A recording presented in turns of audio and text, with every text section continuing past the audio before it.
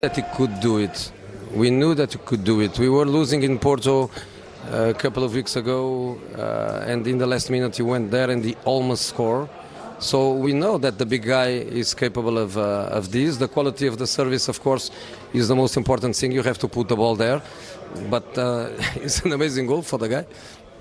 When did you know you needed just one goal? When did you look at... When I make the changes, the last changes, Ivanovic and Antonio Silva, I was told is enough. So let's close the door. When I make the changes a few seconds later, they tell me we need one more goal. But I cannot make more changes. So that was the lucky point to get a free kick that allow us to go there with the big guy. Which is what you thought, what you sensed. I'm sorry. The goalkeeper, and everybody knew it too. Everybody thought what Mourinho thought. The ball was hit to the goalkeeper, and we in the studio understood that they needed one more goal. He traps it with his chest to bring it down. That's sign number one of, all right, close up shop, it's good. And something happened. Obviously, somebody gave him the right information. But honestly, I think if they would have been eliminated, that's so embarrassing that they didn't have it right.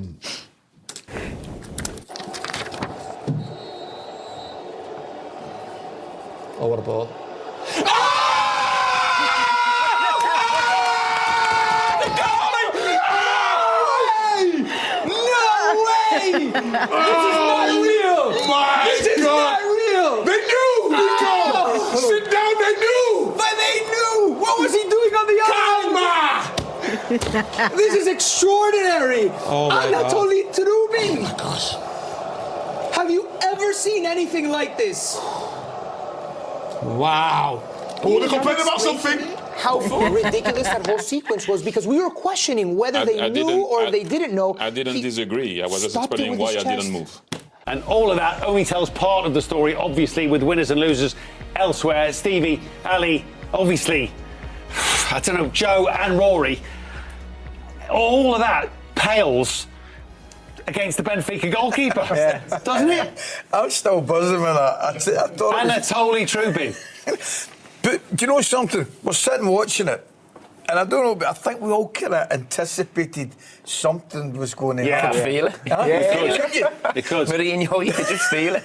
Two Madrid players sent off. Jose twitching like I don't know what on the touchline. He actually shouted just before it as well. To go up. You two stay. Get the goal. No, Joe went. You two stay. Joe. Yeah, let's have it right. I'll give Anatoly a call afterwards. I'm not sure he's picking up tonight, Joe. Yeah. He will to me, Matt. Brilliant. As you pointed out, great night for Lisbon. Not that they will want each other to do well, but Sporting and Benfica have performed heroics. Biggest disappointment tonight is that Sporting are through, and Sporting's biggest disappointment is that Benfica are through. But they've both done brilliantly. I mean, at that moment, you thought Benfica were done. Yeah. And for it to happen in that last kick of the game, 7th or 8th minute of 5 minutes of injury time, against Real Madrid, is extraordinary. Yeah. It really is. It really is. And the biggest thing of all, beating Real Madrid, goalkeeper scoring, Rory the Rover stuff, it qualifies them. Exactly. Knocks Marseille out by 1 goal. Yeah. So, the Mourinho factor, the whole thing's remarkable. But it does make it sound like they sneaked through. They battered Real Madrid. Right. Yeah. They shouldn't have needed the goalkeepers to score in the last minute to do that. They were 2 or 3 goals better than Real Madrid tonight. Yeah. I don't think domestically they've been pulling up any trees either. Nope. Jose, he had him in a training ground living there for a couple of weeks ago, because he was unhappy with them. So it's not gone swimmingly, but it's quite a nice training ground, to be fair. But having a manager like him, he could still inspire a performance from. Well, and they could be drawn again in the playoffs. So Real Madrid will play either Benfica again or Bodo Glimt. Yeah. So I hope so. I'd quite like to watch it again. If tonight's any kind of guy, and of course Real Madrid were missing players with the 2 sent off tonight. But what's brilliant is that Jose wouldn't let there be any bad blood. He wouldn't use that at all in the build-up. He'd just, he'd walk under the bridge, wouldn't he? Bodo Glimt's last two victories. Yeah. Let's not forget that. Yeah. And do you want to go up there in February? That's what I mean. Big coat territory, but even for you, big coat territory. Chelsea went to Naples and did the job. And in the end, in a bit of style, João Pedro to the fore. It's a great performance. I said this isn't the Napoli team of 2 years ago where they were blitzing everyone in Serie A, but it's an Antonio Conte team. They've got quality. Liam's still getting his style of play, but the one thing is the character, really.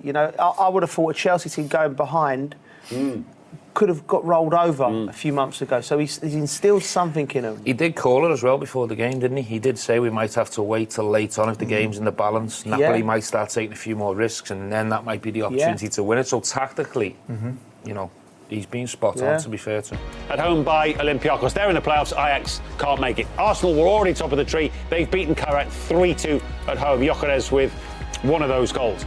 Sporting, 3-2 winners at Athletic Club de Bilbao, and Sporting make the top 8, knocking some big fish out with that big win. Bodo Glimt with a second win after City last week. It's Atleti at home in the Metropolitano this week to make sure of their playoff place. Barca, from behind, have beaten Copenhagen 4-2. Benfica, as we've just seen, incredibly secure a playoff place with the 4-2 win against Real. Club Brugge knock out Marseille, who drop out altogether after a terrible week for the Zerbian and they're in the playoffs, the Belgians. Inter beat Dortmund by 2-0. First Di Marco and then Andy Diouf with an important win for the Italians. Spurs, of course, top 8. Thomas Frank smiling from ear to ear, I'm sure, with the 2-0 win in Germany. Leverkusen too good for Villarreal.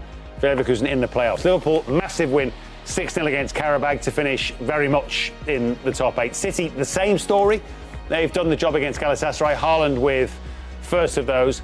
No goals Monaco, and Juve not much to say. Chelsea with the big win at Napoli 2 for João Pedro. Pafos 4-1 winners against Slavia. Excellent night again for the Cypriots. 1-1 in Paris, which doesn't do either side a lot of good. Bayern with Musiala and then a peach from Kane beat PSV. They were already going to finish second. And Union Saint-Gilloise, it doesn't matter a huge amount to either side, but they will make the playoffs with the 1-0 win against Atalanta, who will also now be in that playoff group. So, if we can, we'll try and talk you through this. So Arsenal, 8 wins from 8. Bayern, 21 points from their 8 games played. Liverpool up to 3rd. Another good campaign in the end in this group phase format for Arne Slot's side. Good night for the Premier League, as you can see, with Liverpool, Tottenham behind Arsenal, of course, Chelsea and Man City all making the top 8. So talk earlier of 3 or maybe 4 Premier League teams automatic qualifiers for the round of 16. Need to be more optimistic, don't we?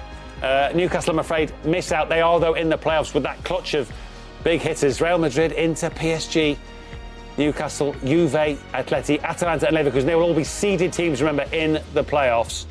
And then the rest of the teams, from Dortmund all the way down to the heroics of Benfica, they will be in the competition. They will be the unseeded sides in those playoff games next month. And then Marseille down to Kairat Almaty. I'm afraid that's your lot for the Champions League this season. That includes, of course, Napoli beaten tonight.